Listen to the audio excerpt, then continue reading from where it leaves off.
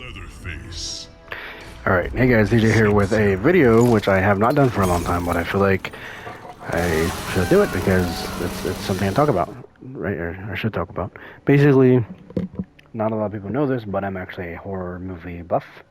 Not a super fan or anything, but I do enjoy horror movies and learning more about the film industry as a whole.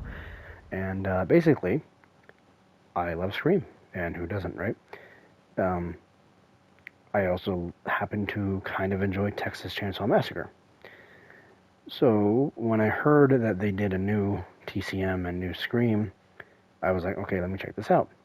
So in short, this will be a discussion or synopsis or whatever you want to just say about these films. Essentially speaking, my first initial impressions. I watched Scream today, actually the latest one.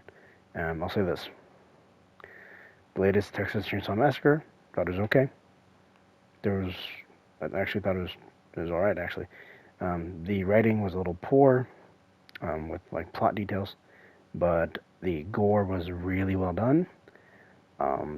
Leatherface was portrayed very accurately until the very end. No spoilers here, but basically he was Leatherface, like he was who he was supposed to be. Um, those are the two main things. Good body count. That's the main point of a slasher. The man portraying Leatherface got it down pretty accurate, like I mentioned. It kind of messes with not your expectations necessarily, but it does take place in 2021, so some of the stuff is more modernized, right? Which I don't mind modernization for any movie or reboot or remake or game or whatever, as long as they do it right and it's okay. This was an okay depiction. Okay. Generally, if you like TCM, Texas Chainsaw Massacre, I'd say go ahead and watch it. It's a little more graphic than I'm kind of used to when watching horror movies. I know some of them can get crazy, but it's a little more graphic than usual, basically. So it still was alright. It was a fun watch, basically. It was fun. Then we move on to Scream, right? Scream 5, basically. Scream2022. My mic is not being funny. Basically speaking, I really dug this Scream. I wouldn't say it's better than the original, not by a long shot. The original Scream is like king of the Scream franchise, period, right? But I think it's in the top 3 for me. I really enjoyed the acting was actually really well performed from all the cast. My memory is awful. I don't remember everyone's names. I remember David Arquette for Dewey, Courtney Cox for Gale, and Nev Campbell for Sidney Prescott. Everyone else, my memory is terrible, and I just don't remember people's real names all that often. But basically, the screenwriting was pretty well done. The topics they discussed and satired, basically, or commentated on in the movie, were very relevant to the modern movie industry. Not just horror movies, but pretty much like Terminator, Star Wars, stuff like that. The kills in this depiction were actually more brutal than the rest of the Scream movies, to my memory. I was actually kind of shocked. I was like, wow, they let Scream go a little more violent. I mean, it's still violence either way, but there's a little more. There are actually a couple well-directed scenes of suspense and like tension build up, which I appreciated. I watched both these movies at work, right? Because I just had nothing. Like I was just put a movie on in my headphones during my shift, and simple as that, right? And TCM didn't really get scared. Scream, I got scared. I got like nervous about the movie, so it was like I eventually stopped working, went just focused. I mean, it wasn't a big deal because I got my job done, but I did at a couple points take a minute, like, oh, whoa, what's happening, right? I had to focus and buckle down and pay attention. Now, the acting was good. Writing could have used a bit of work, but good enough for the movie. What they did with the legacy characters, they brought back Courtney for Gale, David for Dewey, and Nev for Cindy, which is fine, right?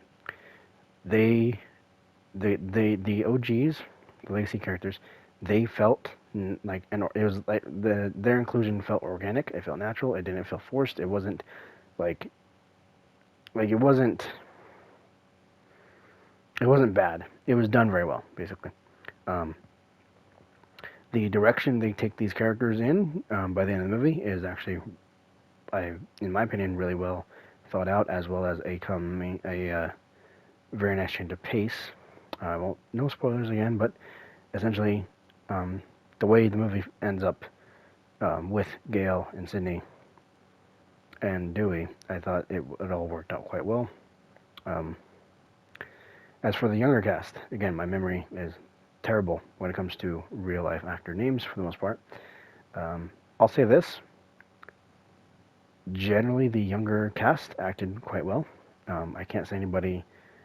There's one girl in here who I felt like, I don't know if it's because I haven't seen her in enough projects to understand if she's a truly good actress or what, and maybe I'm not seeing it, but I won't name names, but there's one kind of weaker performance, at least I feel like it's a bit weaker. Now, what the basic premise, it's, another Ghostface killer, basically doing his own version of Stab, like a Stab reboot, based on real life events, because the last Stab sucked, right, according to the fandom. That's the idea.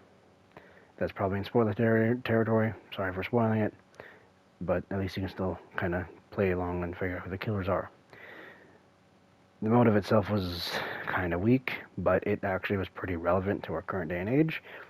I feel like the biggest problem with Scream 5 is that because of some of the dialogue and some of the tech they show in the movie, it's going to be outdated. It's going to feel dated, I should say. Scream from the 90s, the original Scream, right, 96, and even I think Scream 2 was 97, right, 98, 97. Like, those feel a little more timeless because of the way things worked and were written. But I guess we'll just wait and see how this one pans out. Generally, I enjoyed both these movies. I can't say I disliked either of them. I liked Scream more than Texas Chainsaw Massacre, though. I'm wondering what we're going to see from them from the future, right? Because I'm hearing a Scream 6 to be a possibility, which is fine. I'm interested to see what they do. My real hope is Jason and Freddy come back, because we haven't seen them in a proper movie of their own for, like 10, 12, 13-ish years, something like that. Like, come on, give them the reboot, give them some treatment to bring him back in the limelight, because, we miss Big Boy Jason and wisecracking, scary as hell Freddy, right? Like, Michael got his time to shine, Ghostface got his time to shine, Leatherface came back, Chucky came back. I can't think of any major ones again right now. Well, I guess technically Spiral's a part of the Saw, so it's not really Jigsaw. It's not John Kramer. It's not Tobin Bell. But yeah, so like we're getting some horror revamps here, right? So essentially, I'd recommend you guys watch both. Keep in mind, Texas Chainsaw is a bit more of a, you might want to turn your brain off a little bit during this one. It's more of a chill and watch type thing. It is pretty brutal though. Like some of the shit I've never seen before in a horror movie that they did in that movie. I'm like, damn. I was like in kind of a bit of a shock afterward. Anyway, thanks again for watching, and I'll talk to you guys next time.